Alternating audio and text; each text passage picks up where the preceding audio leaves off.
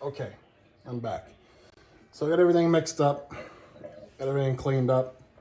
Uh, I got like silicone scrapers that I like to clean up the inside of the bowl with. I like to tidy everything up. Um, so you can kind of see, man, it's pretty sticky, messy stuff right now at this point. I'd almost kind of relate it to like almost oatmeal texture, maybe a little bit chunkier and thicker. Um,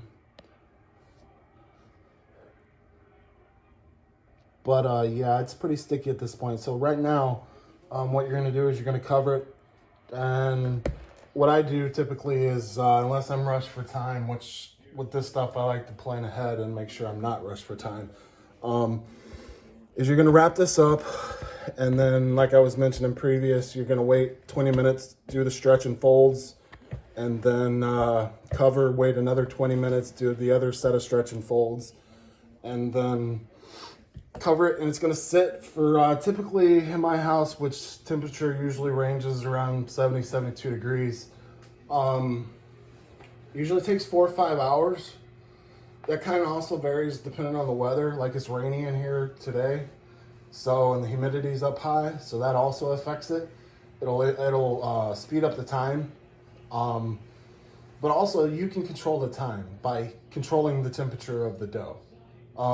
Like before, I mixed in 105 degree temperature water, but I could have, if I wanted to speed this up, I could have taken that up as high as to like 115.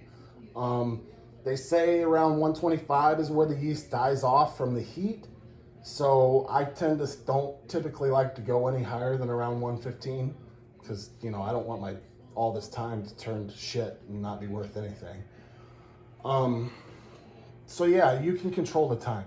And, once you mix it, even if you run with the 105 that he recommends, and you still want to speed it up, you can actually throw it in your microwave. If like you have an over the stove microwave, and turn the stove light on, and it puts off enough heat to where it'll raise the temperature to around 80-85 degrees inside your microwave. And that'll probably cut the time down to around 3.5-4 hours. So at that point, that's when you would ball it up. So that's where I'll come back to you. We'll ball it up, and then I'll talk to you about how to store it.